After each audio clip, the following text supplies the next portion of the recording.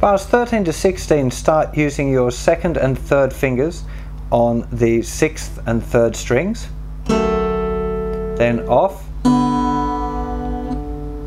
then you're using 2nd and 4th fingers, and then off again. So you got, that's bar 13. Now bar 14 is a simple B7 chord. Pretty straightforward, just hold the chord down and pluck the appropriate strings. Now this last little 2 bars here, this is bars 15 and 16, there's a lot of different fingerings that you can use on this, and to be honest I haven't been playing it long enough to decide which one's the best one, but this is the one that I'm thinking that I like so far, which is using little finger,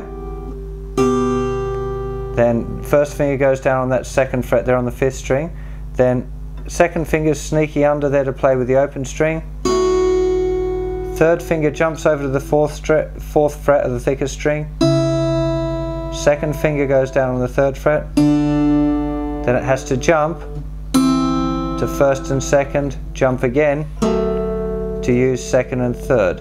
So it looks a little awkward, but it seems to flow quite nicely, especially at that part you're likely to do what's called a rowl, which is a slowdown. So you'd have here,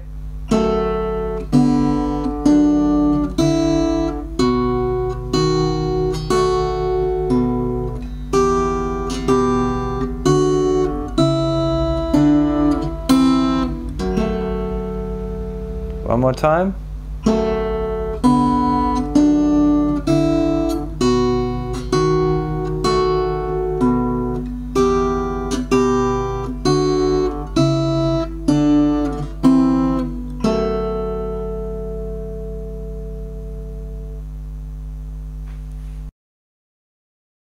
Again, there are quite a few different picking choices here for this section.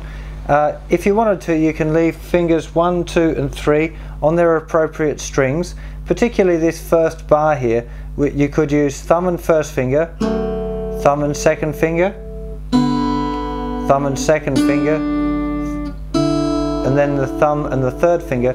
I find it easier just to use thumb and second finger for the whole lot. And for the next bar.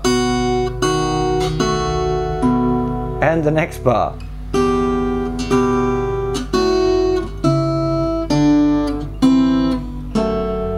Now it's really up to you. That's kind of not what I'd recommend as a good technique, to just use 2 fingers all over the place, but it seems to make it easier, and so therefore I don't have a problem with trying to do things the easy way, as long as they sound cool.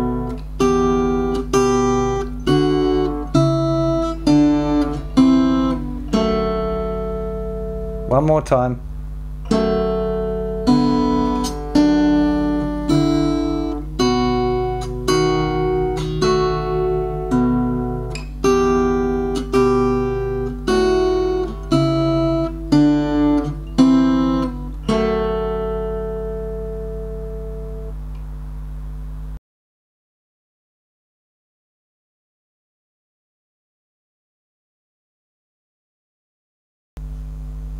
Bars 17 to 22 are exactly the same as the first 6 bars of the A section. So all we really need to do, in fact the first 7 bars, all we need to do is the very, very last part, which is bars 23 and 24, which is this part right at the end, which goes, if I can get it together, it's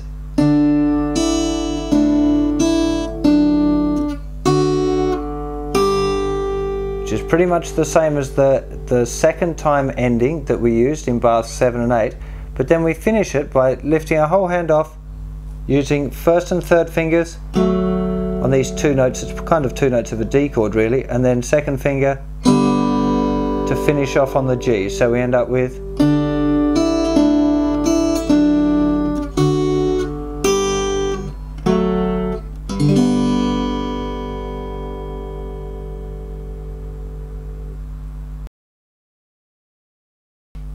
bar 17 to 22, as I mentioned in the left hand part, is exactly the same as the first chunk of the A section, so check that out.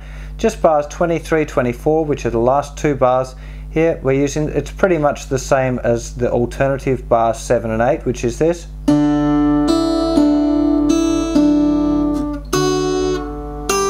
But then we add in using just a thumb and first finger, or you could use first and second finger, doesn't really matter, followed by, again you could put a roll on it if you want, but it's basically thumb playing the thickest strings and fingers 1, 2 and 3 playing second, third and fourth strings. So again.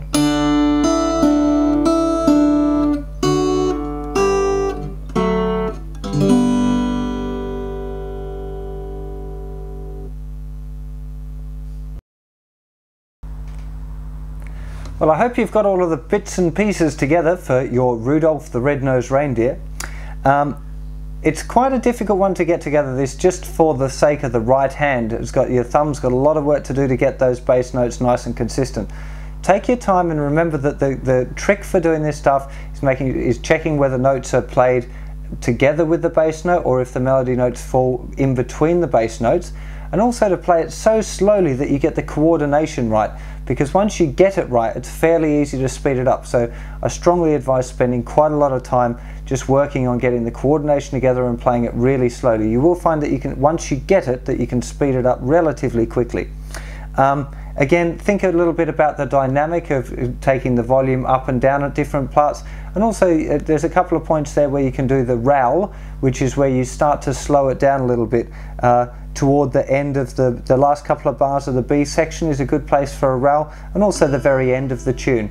And putting that in will kind of make it sound a little bit more music-like and a bit less like a computer.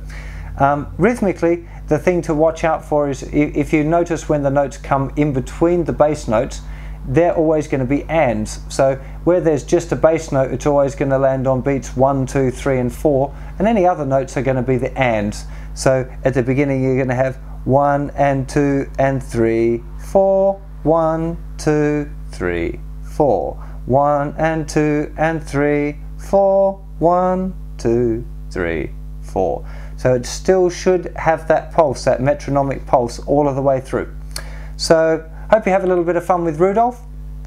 Take care of yourselves. Wish you a very happy Christmas and a great New Year. And